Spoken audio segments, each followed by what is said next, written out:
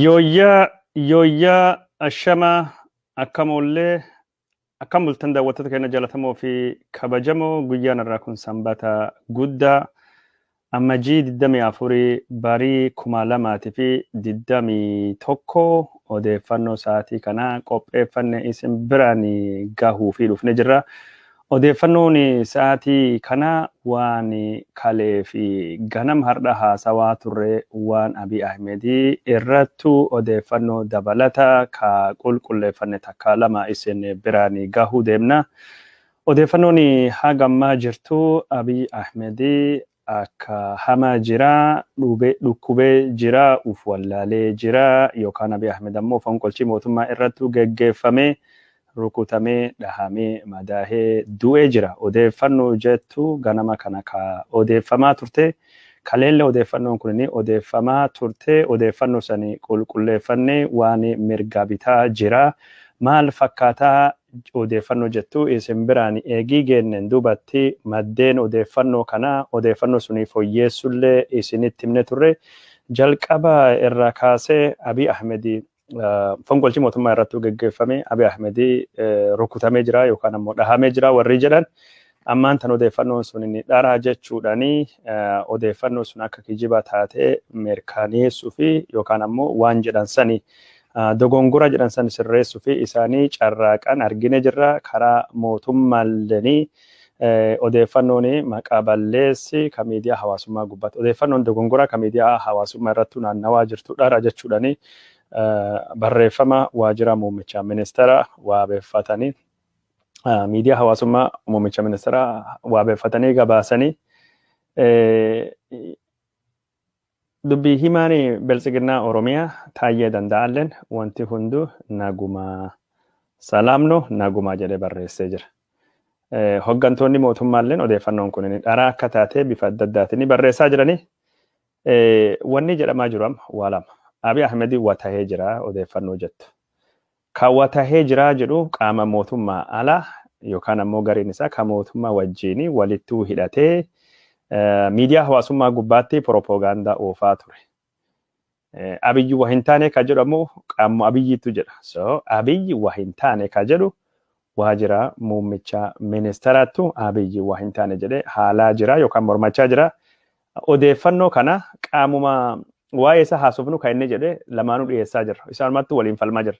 Abiyyi watahee jira, du'ee jira, Abiyyi miidhamee jira. Lakki Abiyyoomaa hin taane jedha. Abiyyumattu barreessa yookaan ka gareen Abiyyi barreessu sanittu oduu ta'e jechuudha. Falmiin gos kana madduma waliin falmitu yeroo gara akka ragaa fayyadamta. Falmi gosa falmii akka malee ragaa argachuun nama dhibuu jechuudha. Falmiin gosa kanattu deemaa jira. Odeeffannoo Abiy Ahmedii watahee ka jedhu kan irra maaltu hagammaan tana beekama waan jedhu odeeffannoo kana qayyabachuuf yookaan ammoo hubachuuf qormaata adda addaa goonee maddeen adda addaatiin wal dubbisnee yookaan maddeen adda addaa kan mootummaallee ka kanaan dura odeeffannoo nuu kennanii maddeen sadi irra jechuun waa mirkaneeffachuu fi carraaqnee jirra. Abiy Ahmedii maal keessa jira fayyaan isaa maal fakkaata waan jedhu kan hubachuuf qaamuma mootummaa Abiy Ahmedii odeeffannoo gaafannee turre. Odeeffannoo gaafanne kanaanii takkini warra bulchiinsa Oromiyaa keessa jiru kaan ammoo nama jechuun waajjira muummicha ministeeraatti gorsa jedhamu yookaan warra akka gorsitoota waliin jiru sadaffaan ammoo warra jechuun miidiyaa Itoophiyaa qunnamtii waajjira muummicha ministeeraa Itoophiyaa miidiyaa waliin qabe warra jechuun sooressu yookaan ammoo warra hogganu qaama kan sadeen irraa odeeffannoo argachuu barbaanne. Namni jalqaba odeeffannoo nuu kenne kun maqaa tokko nama muummicha ministeeraatiin walitti dhufeenya guddaa qabaa jedhamee odeeffamu. Mee maaltu deemaa jira biyya san keessatti isinillee maqaa tokko mootummaa ofiin jettanii mootummaa waliin jirtanii garuu waan deemaa jiru uummanni yookaan ammoo biyyittii shakkii keessa seentee jirti.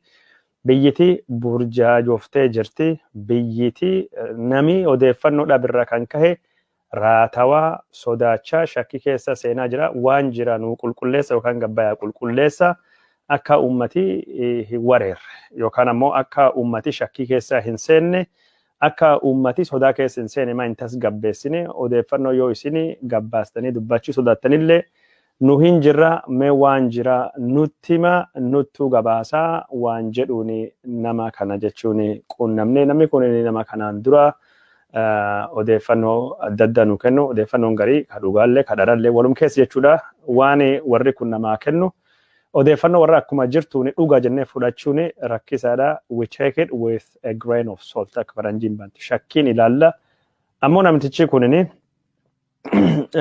odeeffannoo haga tahettu waan qabuun fakkaata maal jedhe natti mee Abiy Ahmed rukutame yookaan ammoo Abiy Ahmed madaahee dhahame odeeffannoon jettu haga an beekutti odeeffannoon kunini mirkanaa miti naan jedhe du'een hoo jedhen odeeffannoon Abiy Ahmed du'e jettu kunillee dhugaa natti hin fakkaatu namni kun sila nama odeeffannoo mootummaa beekuu qabu nama aangoo Itoophiyaa sadarkaa olaanaa keessattuu argamu gartee geengoo aangoo kan muummicha ministeerattu akka malee dhiyaata jedhamee yaadamu keessa warra jiru odeeffannoon du'e hoolleen hin jirtu namichi kana qaaman argitee beeyta ittiin haasoftee mari'attee jirta lakki ittiin mari'adhee haasa'ee hin jiru ammoo warri isaanii wal quba qabuuni anilleen quba qaba waan jedhu warri isaanii wal dhagayaa jiru yookaan ammoo isaan wal argaa jiru anilleen warraan wal argaa jira so odeeffannoon jiru maali du'uuni hin jiru madaa'uun hin jiru yookaan ammoo akka malee dhukkubee biyya bahee Awurooppaatti yaalamaa jira yookaan waldhaanamaa jira odeeffannoon jettu hin jiru naan jedhe hayyee maaltu jira obboleessi odee gaafadhe wayitu jira waan jira nulleen hin beeknu naan jedhe wayitu jira waan jira anilleen akkuma hin beekne hin beeku malee wayitu jira wanni kun akkami sodaa keessa nama galcha waan nam sodaachisaati wanni jira sunin yookaan wanni jira kun waan nam yaaddessaati jedhee gaafadhe gaafin ittaan akki lama namallee yaaddessa namallee hin yaaddessu jedha akkamiin nam yaaddessaa jennaan akkini nam yaaddessu muummichi ministeeraa biyya kana bulchu rakkoo wayii keessa jira rakkoo sanuu hin beeknu kunu nam yaaddessaa jedha akkamiin nam yaaddessin jennaan muummichi ministeerallee yoo ta'u aangoon harka Oromoo jirti naan jedha akkamiin harka Oromoo jirti naan bilchiginnaan qophii jira naan jedha waan haala ammaan tan keessa jirtaniyyuu hin beektanii haala ammaan tan deemaa jiraayyuu hubachaa hin jirtanii bilchiginnaan waan deemaa jira hin beeku bilchiginnaan qophii jira jechuun maali jedhee gaafate qophii jira bilchiginnaan garuu wanni ammaan tan tayaa jiru hin beekamu bilchiginnaan ammoo qophii jira naan jedhee natti mee dubbiin namichi kana opiidiyoon warri sila mootummaattuu dhiyaatu warri Abiyyi gorsaa jedhame yookaan ammoo warri Abiyyi irraa odeeffannoo qabaa jedhame yaada muummicha ministeeraa hin beekanii waan achittu tayaa jira odeeffannoo achittu deemaa jira quba hin qaban jechuun wanni akka malee na ajaa'ibu tokko kana namichi kun maaltu jirtanii opiidiyoon jennaan lafti nagayaa jedha biyyi waan fedhale tahee asees deemaa jirtennaan nu amma jechuun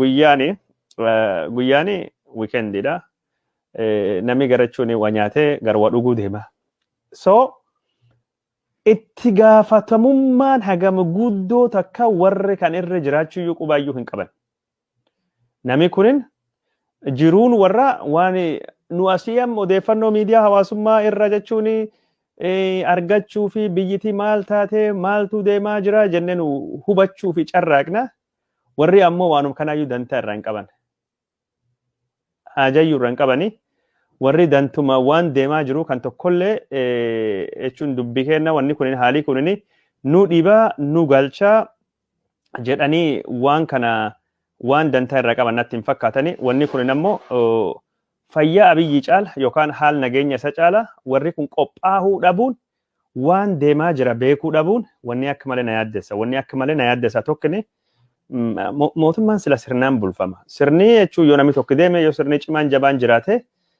biyyittii homaa hin taatu garuu sirni wanni jedhamu bakka hin jirretti mootummaa wanni jedhamu bakka hin jirretti biyya wanni jedhan bakka hin jiratu paartii wanni jedhamu hin jiratu biyya abiyyi irratti ijaaramte yoo abiyyi namni jedhamu utubaan biyyittii irratti ijaaramte yayyabii yookaan bu'uurii biyyittii irratti gadhaabatte diigame taate gara biyyittii kun itti deemtu yaaduun inumayyuu namni hedduun abiyyi haduu uti abiyyi hadeemu jedhan malee abiyyi du'ee abiyyoo deemen dubattu maaltu taayaan yaaddoo guddoodha. Warri abiyyi bira jiru takkalleen qophiillee warri abiyyi bira jiranii takkalleen beekumsallee hubannollee waan qaban hin fakkaatanii kun waan akka malee nama yaaddessu. Kun waan akka malee yaaddoo keessa nama galchuu jechuudha. Odeeffannoon tokkoffaan nama kanarra argadhe abiyyi waa tahee jira waan inni tahee akkuma hin beekne alleen hin beeku garuu wayituu jira waa malee manniin aaru waan jedhamu mammaaksa Oromoo sani waan fakkaatu takka wayituu jira waan jedhu naan jedhe natti hime jechuudha. Namni odeessa biraa gaafachuu fi bilbilee angaawa mootummaa Oromiyaa olaanaa namni kunin ammoo wayituu jira jedhe. Dubbiin nama kanaa akka ani irraa hubadhe shakkii takka ka Abiy Ahmediitii fi warri Amaaraa wal watolchee ka jedhu shakkii suni na keessatti uumee jira. Maal jennaan namni kuni nu diina lamaanii harkaa wal qabna. Isin gama tokkoon Oromoon aktivistiin nu Oromoo qabsoofne Oromoon nutti duulaa jirti. Gama biraatiin warri waliin biyya bulchinu jennu diini nutti duulaa jira. Duula gara lamatti nutti jira. Akkamii warra kana adabnaa waan jedhu tokko waan gossuni dubbate. Akkamii warra kana adabuu dandeenya akkamii warra kana adabna odoo san nutti duulaa jirtanii waan jedhu akka wajiru rakkoon ammoo warra san wajjin akka jiru warri kunin adabamuu qaba. Garuu haala ammaan tana isinillee wal lolaa warrallee wal loluu hin dandeenyu warri kun adabamuu qaba. Maaliif adabama warri kun maal balleessee badii warra maalii ka jedhu warri quufanii waan jedhu dubbate. Hin quufanii jechuun maal jechuudha hin quufan jechuun hin quufan jechuun maal jechuudha jedhe hiika quufuu yookaan akkaataa isaan ittiin quufanii maal akka isaan quubse eenyu akka isaan quubse yoom akka isaan quufan hin dubbanne malee warri kun inni quufee jira waan jedhu natti hime. Karaa kanaanii dubbiin na fakkaattu wal dhabii warra jechuun biltsiginnaa Oromiyaatii fi biltsiginnaa Amaaraa jidduu jiru.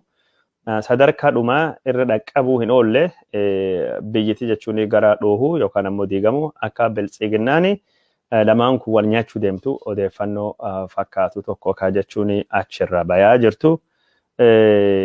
Odeeffannoon jirtu kanattu jira jechuudha ammaan tana warri biltsiginnaa Oromiyaatii fi biltsiginnaa Amaaraa kunini walittu jechuun akka malee gaarreeffachaa akka hamtuu walittu jiraachuu hin oolan jechuudha. Namni sadeessaa ka odeeffannoo irra argachuu fi bilbilee gaafadhee odeeffannoo guddaa hin qabu garuu rakkoon inni haasahu yeroo ammaan tana biltsiginnaa Amaaraatii fi Oromoo jidduu jira rakkoo jedhamu hagas cufa rakkoo namni yaaddessu miti sodaa guddaa miti. Warri jechuun Tigraahii wajjin ka jedhamulleen sodaan guddaa wanni tokkolleen hin jirtu warra barbadeessine jirra warra Amaaraallee to'annoo keenya jala jiranii haga fedhan dhiitanii harkaan hin bahanii waan jettu odeeffannoo sanii ka inni natti hime karaa biraatiin rakkoon jirtu maali ka jedhu rakkoo dinaagdeettu jira. Rakkoo manii Oromoo walii galuu dadhabuutu jira waan jedhu ka inni na biraan gahe rakkoon hin jirti garuu rakkoon jirtu kun rakkoo Abiyyi rukutame Abiyyi dhahame Abiyyi ajjeefame Abiyyiin akkas tahee ka jettu suni miti. Anilleen akka hubachaa jirutti rakkoon gos tokko inuma jirti garuu rakkoon jedhamte kun ka Abiyyi rukutame Abiyyi du'e Abiyyi ajjeefame jedhu maddeeni nu refer goonu jechuun akka maddatu itti fayyadamnu Opidiyuma. Opidiyoo keessa jechuun waan Opidiyoo waan Abiyyi haasawa Opidiyoo akka maddaa godhachuun nama dhiba. Warra jechuun amananii warra akka ragaa ilaaluun rakkisaadha garuu haa ta'uuti malee maddeen kanirraa odeeffannoo argannee fi odeeffannooleen odeeffamaa jirtu yoo walumaa galattu laalamu wanni jechuun abiyyi akkas tahee abiyyi akkas tahee abiyyi madaa'ee abiyyi du'ee abiyyi akkas biyya bahee maalii waan jejjuru kunini waan bishaan kaasanatti hin fakkaatu shakkii guddaa laalaa odeeffannoo kana garuu rakkoon hin jirti rakkoon gosa tokko rakkoon nu beekuu hin dandeenye rakkoo kana abiyyi adoo gabbahee yookaan biyyitii sunini hoogganaan isii gabbahee adoo qulqulleessee akka malee gaarii abiyyi jiraatee jiraachuu baatee rakkoon Itoophiyaatii fi rakkoon Oromoo ittuma fufti yoo garii ajenda nama tokkoo godhannee waan nam tokkoo akka malee haasawaa oolulleen akka malee rakkisaadha akka malee dhiiballee qabdi mee amma waan opiidiyoo alatti warri keenya kabiraa yaadan warri keenya kabiraa waan yaadanii hayyoonni Oromoo waan yaadanii fi anillee waan mataa keessa na jiru namni garii odeeffannoon abiyyiin watahee jedhu kunini odeeffannoo dhugaa irratti hundooftee ka jedhu ka gorsaa isaa nama jedhamullee waa beeffadhee dubbadhe kana odeeffannoon kun odeeffannoo dhugaa tahuu dandeetti ka jedhu ni jira odeeffannoon kun haga tokkotti dhugaa of keessaa qabdii ka jedhu kalammata ammoo warra kan adabuu qabnaa ka jedhu amaara adabuu qabnaa jedhu warra amaaraatii fi warra biltsiginnaa Oromiyaa jidduu lamaan ammaan tana lolli deemaa jira lolli hin labsamne lolli hin beekamne dhoossaadhaan golle duubatti magaaraja duubatti warri kunini biyyi waliin bulchina jechaa jiraatanillee dudduubatti wal dhabaa jiraachuu warra dhagahame jira. Ammoo warra gaariittuu shakkii qaba. Abiy Ahmedii biltsiginnaan Amaaraatiif Oromoo waliin dhabdu diraama fakkeessaa uummata Oromoo sobuu fi uummata Oromoo kijibuudhaaf. Diraamaan godhamaa jiru kun diraamaa dhara diraamaa fakkeessati. Diraamaan deemaa jiru kunini irra dibaadha. Wajjini hojjechaa jiranii qubaa fi qubee tayanii harkaa fi gahantii tayanii hojjechaa jiranii. Garuu uummata Itoophiyaa sobuu fi keessattuu uummata Oromoo sobuu fi uummata Oromoo deeggarsa Abiy Ahmed ammaan tan irra dhabe deeffachuu fi jecha akka wal dhabii jiraachuu fakkeessuu fi waan akkas godhama.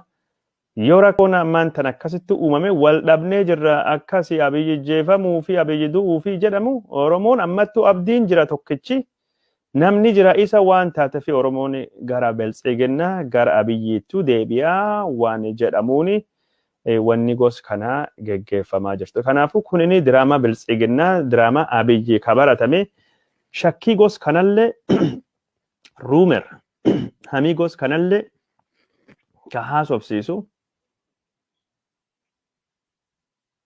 shakkii sodaa ka uumu ana malee yoo an du'e kunoo biyyiti akkas taati maali jedhe ka uume ka uumsisu isuma kana ka jedhu sunittu jira. Kalammata ammoo shakkii sodaallettu dabalate shakkii fi sodaa kan keessallee kaayoo siyaasaa bakkaan gayachuu fi fedhiittu jira. Kaayoo siyaasaa gos kamiiti? Ammaan tana yoo arginu biyyitii Abiyyiitu ijjeefamuu fi jedhame sodaan guddaan keessa wayita seenamee jiru kanattu Abiyyi bira darbanii Abiyyi ijjeesuu fi warri carraaqee hidhamtoota siyaasaa Jawaar Mohammadiitii yookaan hayyoota Oromoo kabirallee ijjeesanii waan jedhu godhuu dandayani. Diraamadha wanni kun cover-upidha fakkeessuu fi fakkeessanii godhanii warri Abiy Ahmed irratti badii dhaqqabsuu fi carraaqee bakka biralleetti rakkoo uumee jira. Yookaan ammoo hayyoota Oromoo biralleettu xiyyeeffatanii jiran waan jedhudha. Walamattu dhagahamaa jira. Walamattu dhagahamaa jira. Walamatti ammaan tan Finfinnee keessatti gaggeeffamuu fi godhamuu fi qophaawaa jira. Tokkoffaa qeerroon Oromiyaattu hiriira guddaa yaamee jedhamee odeeffamaa jira. Hiriira guddaa qeerroon yaame kana qeerroon saamicha Finfinnee balaaleffata saamicha lafaa qeerroon hidhamtoota siyaasallee gadhiisisaa waan jedhamu odeeffamaa jira. Qeerroon miiraan bahee dargaggeessi kunini hiriira godhaa jedhamee hiriira irraa bahee hidhamtoota siyaasaa baasuu fi qeerroon manhidhaa cabsuu fi maalii godhee jedhamee warra achittuu hidhame kan irrattullee balaa dhaqqabsuu danda'ama.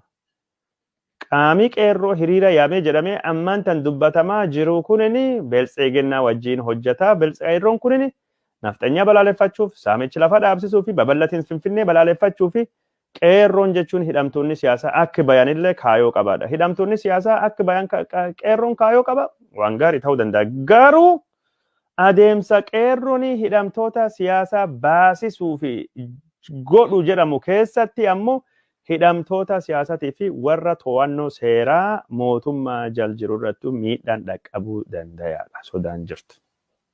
Kanattuu jira. Kalammaffaa kanaan walittuu qabate hardhumaa guyyaa Abiyyi ejjeefame yookaan ammoo madaahee Abiy Ahmedi dhukkube maali jedhamu guyyuma kanattu mana hidhaa magaalaa Qallittiitti argamu Qilinxoon mana hidhaa kun manguddaadha. Hidhamtoota siyaasaa hiikna jedhee warra hokkara uumettu ture. Hidhamtoota siyaasaa kam akka taate eenyufa akka isaan hiikuu fi deeman hin beekamu. Warra jechuun hardhaayyuu balaa uumnaa jedhee waan akkasiitiif deemettu jira jechuudha. Guyyuma har'aan tana warri waan gosa kanaatii fi balaa uumnaa jedhu. Hidhamtoota siyaasaa hiiknaa hiiksifnaan hamaa miti. Kukkuun cuftunuyyuu lubbuu hidhamtoota siyaasatii fi warra to'annoo seeraa jala jiru balaa fi gaaga'uu saaxiluu danda'a. Maaliif yeroo ammaan tana tika mootummaa Itoophiyaa guutumaa guutuu ka qabatee jiru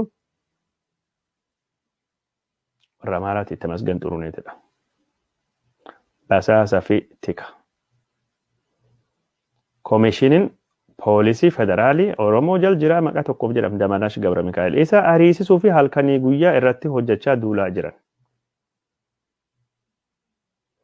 Wanni deemaa jira hagas cufaa nama yaaddessaa jechuudha.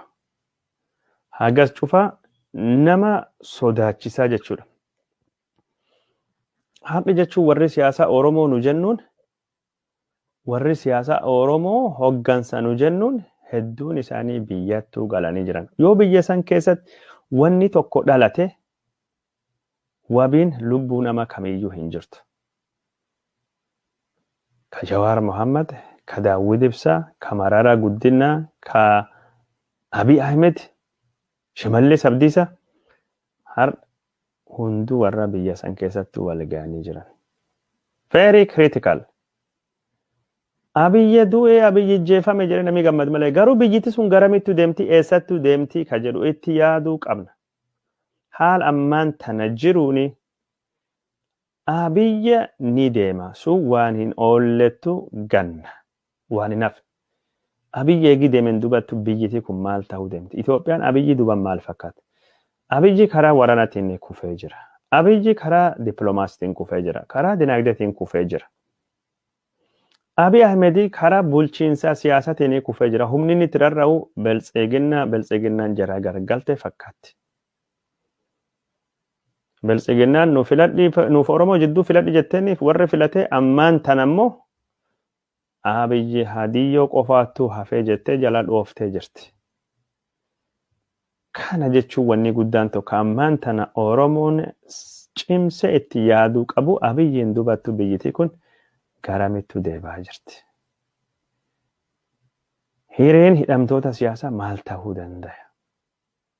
Biyya keessa fi biyya alattuu akkamiin gurmaayaa jirra? Karaa dippiloomaasiin sodaa biitii sun deemaa itti jirtu akkamiin beeksisuu dandeenya? Wanni akka malee nama yaaddessa wanni guddaan tokkini ka tahuu qaba kanattu tahuu qaba. Kun tahuu qaba. We are at a very critical stage. Ethiopian garisiin deemaa jirtin ben. Heading into uncharted territory.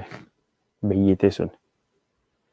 Gara hallayyaa namni afaan hin beennettu siiqaa jirti deemaa jirti. Ammallee harka marannee taa'aa jirra.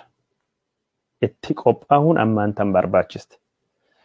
OPDO fi dhaamsi dhaamnu ammoo biyyitii ammaan tan maqaa tokkoofillee taatu harka Oromoo jirti, harka OPDO jirti. Itti gaafatamummaa gurmuu keessan irratti kufee kana beekaa. Itti gaafatamummaa gateettii keessan ceekuu keessan irra jiru kana beekaa akka nama biyya bulchuu tokkottu socho'aa. Lafa gurgurachuu, lafa saamuu, nama hatu, shiraan dabaan wal balleessuu fi yeroo keessan hin gubina akka nama jechuun itti gaafatamummaa biyya sun bulchuu qabu tokko yaada. Namaa jettanii Oromoo wal dhabdanii, namaa jettanii wal nyaattanii hayyoota Oromoo manidhaattu guurtan. Kaan ammoo jajjaboo biyya baastanii garii gattan. Sun hunduu fal ta'uu hin dandeenye. Dhaabbadhaa itti yaada bakka jirtan. Nu maaltu jirra? Garamittu deemaa jirra. Waan jedhu beekaa. Waan jedhu xiinxalaa. Abiyyi jettanii abiyyi akka nabiyyiitu laaltanii. Yoo abiyyiin kun isin jala gore yookaan abiyyiin kun isin keessa deeme dhabame maal ta'uu deemtan? Biyyitiin miiliyoona 100 oli nama qabdu nam tokko irrattuu in ijaaramtu. Akki dhaabattu OPDO'n duulii hamaan isin irrattuu baname nafxanya birattu miidiyaa warraatiin jibbitamtan har'a Shimallis Abdiisaa bulguu. Adaanech Abeebee akka bulguuttu dhiyaata. Alamuu Simee akka bulguuttu dhiyaata. Nami OPDO keessa jira jedhamee ka Itoophiyaa bulchuu danda'a jettee OPDO'n aman tokko illee hin jiru. Maal jennaan warri kunini bulguu gosa Oromoo jedhamtu gosa bulguu keessa jedhamee akkasitti miidiyaan isin dhiyeessa san jibbisiisee jira. Isaan ammoo sabaa fi sablammi erkoo jedhee isin lakkaawate ijaaraa hin jirtanii ummatum Oromoo ka keessa baatanillee gurmeessaa ijaaraa hin jirtan. Kan dhaabaa. Namattuu rarraatanii argitanii, dhaabattuu rarraatanii argitanii, hiwwaatittuu rarraatanii gombifamtanii haftani. Warra Amaarattuu rarraatanii gombifamtanii rarraatanii haftan. Ufiin dhaabbachuu uf dandayuu baradhaa sombe keessaniin hafuur baafadhaa. Ufii keessaniin hafuur fudhadhaa. Oromoo biyyi Itoophiyaa akkamiin akka